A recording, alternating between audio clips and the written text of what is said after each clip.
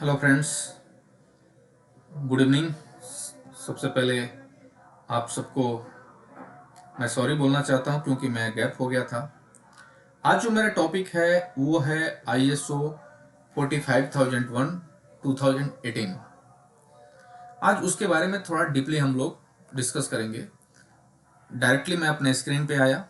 उससे पहले मैं आप सबसे रिक्वेस्ट कर रहा हूं कि प्लीज़ अगर मेरे चैनल को आप सब्सक्राइब नहीं किए हैं तो सब्सक्राइब करें, लाइक करें एंड कमेंट करें। ISO 5001 में आप देखते होंगे कि सेक्शन लिया रखता है कि कहीं कहीं लिखते होंगे लोग 4.1, 4.2, 4.3, 5, 6 ये क्या है। तो उसमें आप देखते होंगे सबसे लोग डालते हैं ना PDCA, plan do check act, PDCA। तो आज थोड़ा हम उसको डीपली बात करेंगे। कंटेंट्स क्या है। तो फर्स्ट जो 3 कंटेंट्स हैं वो आपको बहुत ज़्यादा रिलेवेंट नहीं करते हैं, लेकिन अगर आप जानते हो तो बेस्ट है।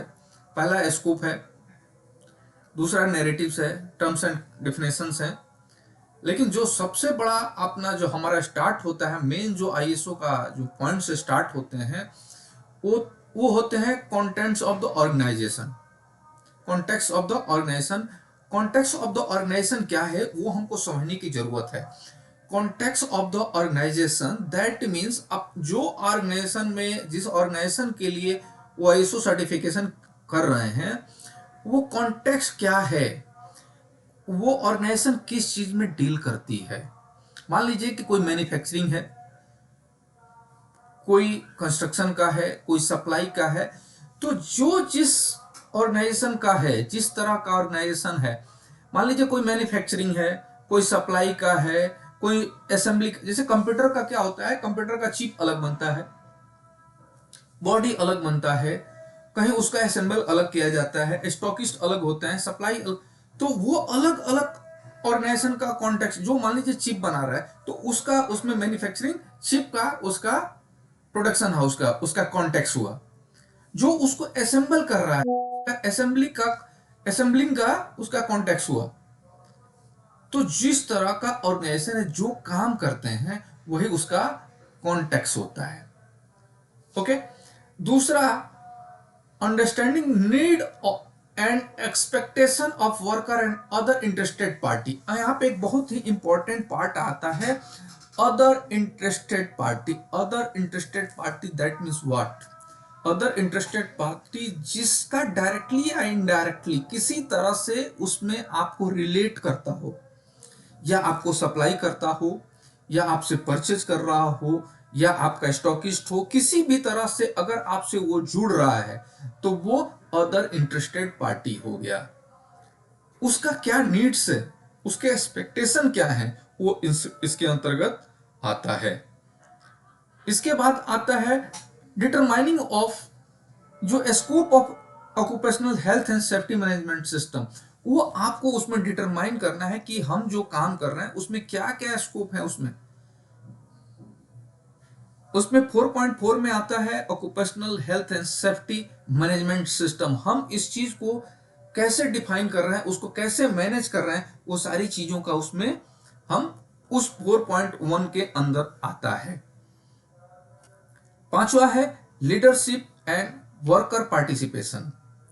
Leadership that means what. Leadership का मतलब होता है जो टॉप मैनेजमेंट होता है उसका है लीडरशिप, उनका कमिटमेंट। जैसे हम बोलते हैं ना कि पॉलिसी क्या, व्हाट इज पॉलिसी। जैसे कि 5.2 है तो उसमें क्या आता है पॉलिसी। पॉलिसी क्या होता है कि एक return commitment bye top management, वो पॉलिसी वही होता है। तो इसमें जो लीडरशिप एंड कमिटमेंट है, लीडरशिप जो है, जो हमारा टॉप मैनेजमेंट, वो कितना कमिटमेंट वो दिखा रहा है, कितना उसके लिए डेडिकेशन दिखा रहा है। 5.3 है organisational roles and responsibility and authority. Organisation के अंतर्गत क्या क्या उसको, किसकी रोल्स क्या है, किसकी रिस्पॉन्सिबिलिटी क्या है, अथॉरिटी क्या है। ठीक है। 5.5 5.4 क्या है, consultation and participation of worker. किसी भी काम में हम वर्कर का कंसल्टेशन करना, उनका पार्टिसिपेशन कितना है, क्या है, इस सारी चीजों का उसमें हम डिफाइन करते हैं। प्लानिंग 0.6 है प्लानिंग। जैसे मैंने बोला था PDCA, ठीक है, तो उसमें एक प्लानिंग का पार्ट है। कि प्लानिंग हम कैसे कोई काम करते हैं, उसको कैसे करना है, किस तरह से करना है, उसका रिस्क असेसमेंट करना है। उसका रिस्क असेसमेंट में हमको ये भी देखना है कि जिसका रिस्क असेसमेंट कर रहे हैं वो कौन को उसका लीगल रिक्वायरमेंट है, हम उसको फुलफिल कर रहे हैं कि नहीं कर रहे हैं। अगर जो रिस्क उसमें कौन आदमी काम करने वाला है, उसको किस तरह का रिस्क हो सकता है, उसको कैसे हम उसको मिनिमाइज कर सकते हैं, ये सारी चीजें प्लानिंग के अंतर्गत आती हैं। इसमें सेवन पॉइंट जो कभी भी आप देखिएगा तो 7 पॉइंट जो है वो सबसे इंपॉर्टेंट होता है, क्योंकि इसका जो दूसरा पार्ट 7.2 और 7.3 कॉम्पिटेंस एंड अवेयरनेस, जितने ट्रेनिंग के सेशन है ना, ये इसके अंतर्गत आते हैं, कॉम्पिटेंस एंड अवेयरनेस के अंतर्गत। ठीक है। 7.4 आता है आपको कम्युनिकेशन दैट मीन्स कम्युनिकेशन आपका रिटन, वर्बल एंड फिजिकल। तो इसमें आपको जनरली कम्युनिकेशन में रिटन या टेलीफोनिक जो भी आपको पॉसिबिलिटी है उसको कम्युनिकेशन का मीडियम इसमें बनाया गया है। तो सपोर्ट सिस्टम भी इसका ये है। तो कभी भी आप कहीं भी एनसीआर या कुछ भी आप देखिएगा तो उसमें 7.1, 7.2, 7.3 ऐसे करके देते हैं। तो वो आप एक क्लॉज आपको पता होना चाहिए कि सपोर्ट सिस्टम में क्या है, किस तरह से है। ठीक है। ये जो आप 7.5 देख रहे हैं, यही चेंज है सबसे ज्यादा आपको ओसाज 18001 और आईएसओ 45001 में। यहां पे आप देखिएगा लिखा हुआ है डॉक्यूमेंटेड इंफॉर्मेशन, जो ओसाज 18001 में नहीं था। ठीक है। आप कोई रिस्क असेसमेंट कर रहे हैं, उसका कोई फाइंडिंग कर रहे हैं, तो उसको आपको डॉक्यूमेंटेड करना है। डॉक्यूमेंटेड इंफॉर्मेशन आपको करना, रिव्यू कर रहे हैं, सारी चीजें डॉक्यूमेंटेड होना चाहिए। ये बहुत बड़ा उसमें चेंजिंग किया गया है। ठीक है। अगर जो हम प्लान किए, उसको एस्टिमेट किए, उसको हम क्या कर रहे हैं, उसको फिर हम इंप्लीमेंट कर रहे हैं। उसको इंप्लीमेंट कर, मान लीजिए हैजार्ड को हमने फाइंडिंग किया, उसका तो कंट्रोल मेजर क्या है वो हमने जाना, लेकिन फिर उसको इंप्लीमेंट भी तो करना है। तो ऑपरेशनल एंड कंट्रोल वो हमारे इसमें पॉइंट 8 में आता है। ठीक है।